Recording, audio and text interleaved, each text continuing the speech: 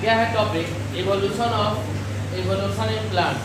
देखो टॉपिक क्या है कि प्लांट्स के अंदर इवोल्यूशन कैसे हुआ, मतलब कि प्लांट्स के अंदर कौन सा एरा में कौन से टाइम में कैसा प्लांट हुआ, उसका कहाँ, उसका एंसिस्टर कौन सा है, उसका पूर्वज कौन सा है और कहाँ से कौन सा प्लांट इवॉल्व हुआ।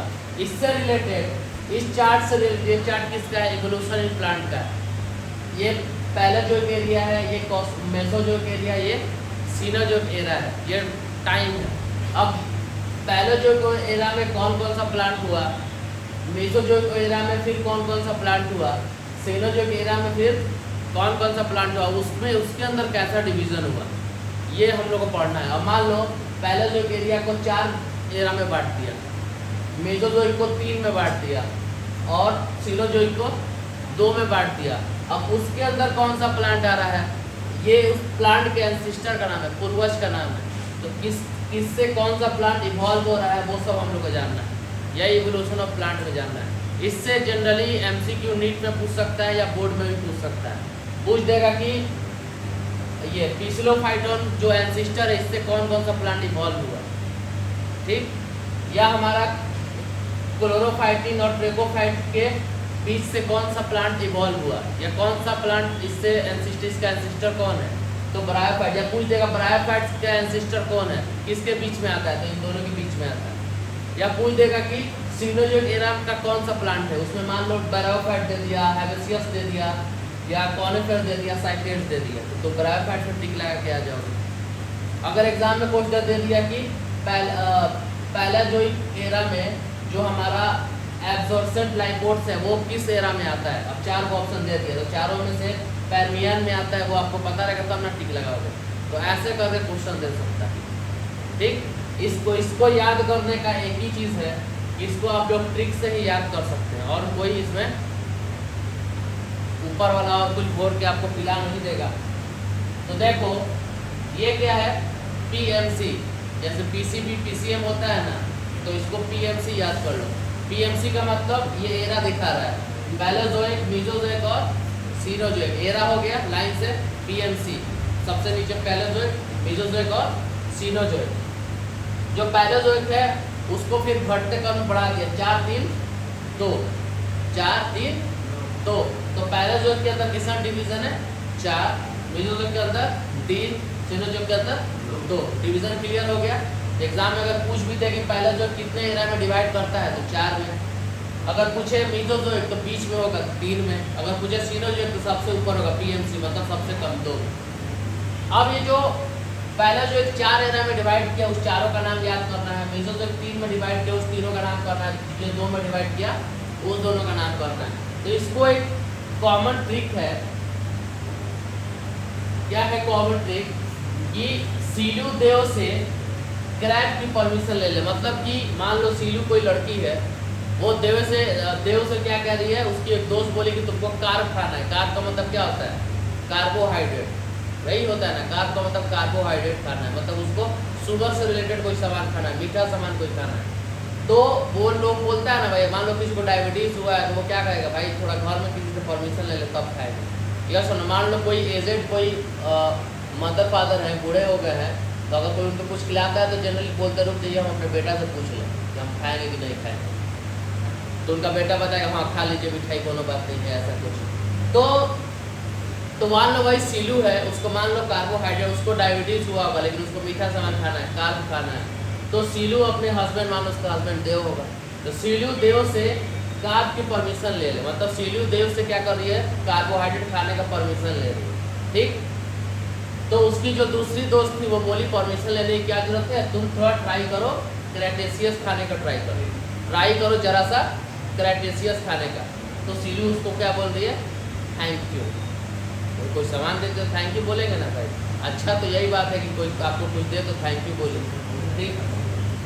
तो यहाँ देखिए सलमान खान की एक मूवी आई थी, उसमें सलमान खान एक चैन स्टार्ट किया था कि आप किसी को थैंक यू नहीं बोलिए, उसके बदले आप बोलिए उसको किसी 3 इंसान की मदद करनी है।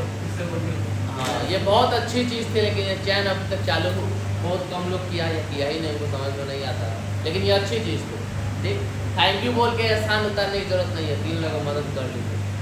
खैर तो आइए उस हिसाब से इसको याद करते हैं। ठीक, क्या है सबसे पहले सिलु देव से कार, तो सिलु देव कार परमिशन, सिलु देव से कार की परमिशन लेती है। ठीक, तो उसकी दोस्त बोल रही है ट्राई करो जरा सा क्रेटेशियस, तो ट्राई जरा सा क्रेटेशियस। ठीक, तो वो बदले में क्या बोल रही है थैंक यू, टी और क्यू, तो इसका फुल फॉर्म देखो Silurian, Devonian, Carboniferous, Permian, Triassic, Jurassic, Cretaceous और टर्सरी और क्वाटरनरी।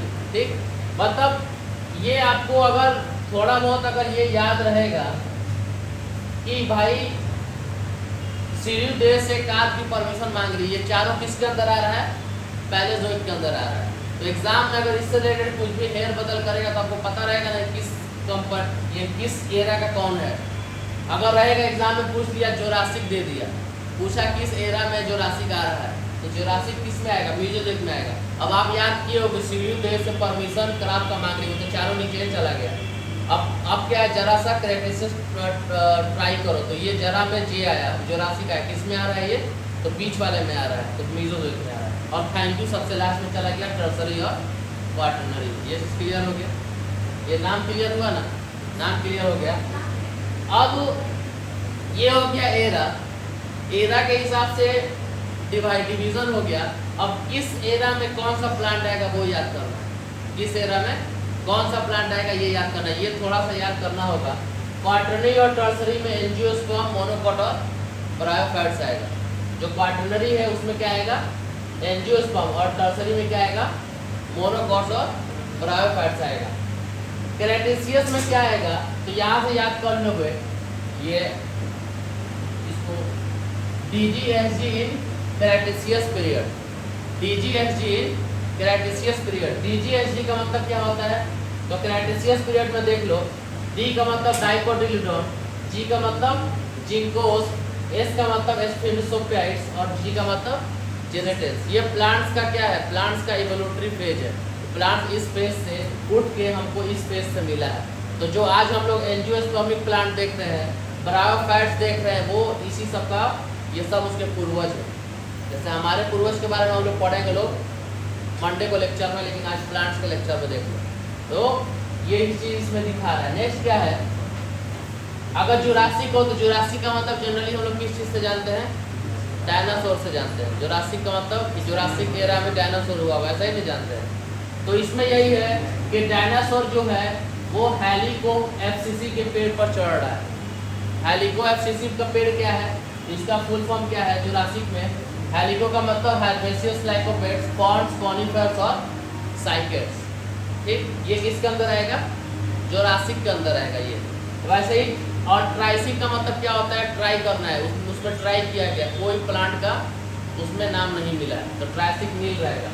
कुछ अगर एग्जाम में पूछ दिया ट्राइसिक में कौन प्लांट रहेगा, तो उसमें एक ऑप्शन रहेगा नन, तो नन पे मार दे, नन ऑफ दिस, मतलब इसमें से कोई नहीं होगा, क्योंकि ट्राइसिक एरिया जो मेसोजोइक के अंदर आता है उसके अंदर कोई प्लांट नहीं दिख रहा है आपका। पैल्मियन में आओगे, पैल्मियन में सिर्फ एक दिखता है, एब्जॉर्बेंट और एर्बोसेंट और लाइकोपोड्स, एक प्लांट दिखता है। कार्बोनिफेरस में आओगे तो कार्बोनिफेरस में आपका सीड फॉर्म दिखेगा। डेवोनियन में आओगे तो प्रोजिम्नोस्पर्म दिखेगा, और सिल्यूरियन में आओगे तो जोस्टोफाइलम दिखेगा। ठीक, इसको एक बार में याद नहीं होगा, धीरे धीरे कभी कभी देखते रहना, याद हो जाएगा। इससे जनरली MCQ पूछेगा, चाहे नीट में पूछे, चाहे बिहार बोर्ड में पूछे, चाहे CBSE बोर्ड में पूछे। ठीक, सीधे दे देगा जो जाइटोफाइलम है वो किस एरा का प्लांट है, तो पैलेंजोइक एरा का प्लांट है। अब उसमें भी बोल देगा कि पैलेंजोइक एरिया में जिस्टोफिलम किस एरा में है, तो सिल्यूरियन में।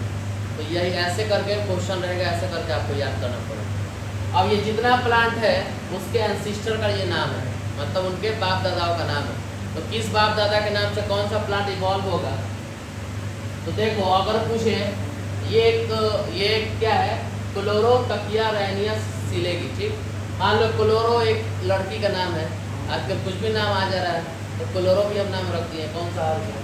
ठीक, तो क्लोरो एक लड़की का नाम है, उसको बोला गया है क्लोरो, तुम तकिया नहीं सिलना है तुमको, क्लोरो तकिया रैनिया सिलेगी। रैनिया भी एक नाम है, रेनिया ऐसा नाम है। ठीक, कुछ भी है याद करने का ट्रिक है। तो क्लोरो से बोला जा रहा है कि तकिया तुम नहीं सिलोगी, कौन सिलेगी? रायनिया सिलेगी। बस लाइन से याद रखो, हमको उससे मतलब नहीं है। तो जो ब्रायोफाइट्स है उसके एंसेस्टर किसके किसके बीच आएंगे? क्लोरो और टैकिया के बीच में आएंगे। आओ देखो, क्लोरो और क्लोरोफाइट और ट्रैकोफाइट, ये दोनों एंसेस्टर हैं। इन दोनों के बीच से कौन इवॉल्व हो रहा है? ब्रायोफाइट्स। क्लियर हो गया? तो अगर पूछे कि ब्रायोफाइट्स के एंसेस्टर कौन है, तो ब्रायोफाइट्स ट्रैकोफाइट और क्लोरोफाइट दोनों एंसेस्टर के बीच से इवॉल्व होता है। ठीक, तो क्लोरो तकिया के बीच से ब्रायोफाइट इवॉल्व हो रहा है। ठीक, नेक्स्ट क्या है? तो क्लोरो तकिया तुम नहीं सिलेगी, कौन सिलेगी? रायनिया सिलेगी। ठीक, तो तकिया और रायनिया के बीच से क्या क्या निकल रहा है? तो जो पैलेजोइक सिल्यूरिनिया में निकल रहा था वो, और हमारा उसके ऊपर है। देखो, तो ट्रैकोफाइट्स और रायनिया, तकिया रायनिया सिलेगी, दोनों के बीच से क्या क्या निकल रहा है? जोस्ट्रोफाइलम, एब्जॉर्बेंट लाइकोपेट्स, हर्बेशियस लाइकोपोड्स। ठीक, 3 चीज निकल रहा है। क्लियर हो गया ये चीज? उसके बाद लास्ट में क्या बच गया? तो तकिया सिलना है, तो सिलने से क्या निकलेगा? प्रोजिम्नोस्पर्मिया, उससे निकलेगा सीड, सीड से ये 3 चीज बनेगा। तो लास्ट में बच गया पिस्लोफाइटन। ठीक, जो सिलेगी उसको, तो क्योंकि इसमें सिलोफाइटन लिखा है तो मतलब सिलेगी, तो पी साइलेंट है उसका। तो साइलोफाइटन से क्या क्या निकल रहा है? प्रोजिम्नोस्पर्म निकल रहा है। हाँ, प्रोजिम्नोस्पर्म निकल रहा है, उससे सीड्स बन रहा है, और सीड्स बन के क्या क्या बन रहा है? साइकेट्स, डाइकोटिल्यूडन और एंजियोस्पर्म। बाकी को उतना याद करने की जरूरत नहीं है। जितना हम याद करना है उतना ही याद करना है। किसी भी को किए, इसको करना है, इसको करना है, इसको करना है, ये हो गया, ये हो गया, ये हो गया, ये हो गया, ये हो गया, दैट्स इट। और ये हो गया, बस इतना ही करना है, इतना ही से क्वेश्चन आता है। ठीक है, तो अगर पूछ दे ब्रायोफाइट का एंसेस्टर कौन है, तो क्लोरोफाइटन और ट्रैकोफाइटन के बीच का एंसेस्टर है। अगर पूछेगा जोस्टोफाइलम, एब्जॉर्बेंट लाइकोपोड्स और हर्बेशियस लाइकोपोड, ये सब प्लांट्स का नाम है। ठीक, इन तीनों प्लांट्स का एंसेस्टर कौन है? तो रायनिया और ट्रैकोफाइट के बीच का आएगा। ठीक, और अगर पूछे प्रोजिम्नोस्पर्म, सीड फॉर्म्स, डाइकोटिल्यूडन, एंजियोस्पर्म या मोनोकोटिल्यूडन, इसका कौन एंसेस्टर है? तो सिलोफाइटन है। क्लियर हो गया? तो अगर एग्जाम में पूछे कि सिलोफाइटन का एंसेस्टर कौन कौन है, मान लो 4 का नाम लिख दे, तो इसमें से कौन होगा? टिक लगा के आ जाओगे। अगर मान लो इसमें से 3 का नाम दे दिया, लास्ट में ऑप्शन दे दिया ऑल ऑफ दिस, तो ऑल ऑफ दिस का टिक लगा के आओगे। तो ये एक दिन में याद नहीं होगा, धीरे धीरे याद होगा। ठीक, क्लियर हो गया यहाँ तक? इसमें बस याद करने की चीज़ है, समझने वाली चीज़ उतनी नहीं है। ठीक, तो किसी भी चीज़ में कुछ चीज़ याद करने का होता है, कुछ चीज़ मतलब कुछ चीज़ याद करना है, मतलब रट्टा मारना पड़ेगा, और कुछ चीज़ समझना है तो समझना है। ठीक, क्लियर हो गई ये चीज़? तो क्लियर हो गया। यहाँ पे आपका पीएनसी से लाइन से याद कर लेना वो, फिर कितने कितने में डिवाइड हुआ है, उसका नाम क्या है, उसके अंदर कौन कौन सा प्लांट आता है, कम से कम 1-2 प्लांट दिमाग में रहना चाहिए। ये अगर जोस्टोफाइलेटन कह रहा है तो सिलेरिया के अंदर आएगा, और वो पैलेजोइक एरिया में आ रहा है। ठीक, अगर प्रोजिम्नोस्पर्म का बात हो रहा है तो डेवनियन के अंदर आ रहा है, वो पैलेजोइक के अंदर आ रहा है। अगर सीड फंड का बात कर रहा है तो कैथ के अंदर आ रहा है, वो पैलेजोइक के अंदर आ रहा है। ये सब याद थोड़ा बहुत रहना चाहिए। तो इसको थोड़ा टाइम लगेगा, लेकिन धीरे धीरे करके इसको याद कर लेना। अभी के लिए इम्पोर्टेंट है, बोर्ड के लिए भी इम्पोर्टेंट है, और तुम्हारे नीट के लिए इम्पोर्टेंट है। मान लो इस पूरे चार्ट से अगर 1 या 2 क्वेश्चन भी दे रहा है तो 4 नंबर से बहुत आगे पीछे हो जाता है। और सबसे आसान क्वेश्चन डायरेक्टली अगर याद रहेगा तो मार के आ जाओगे। ठीक, दैट्स इट। इसमें बस इतना ही है। बताओ।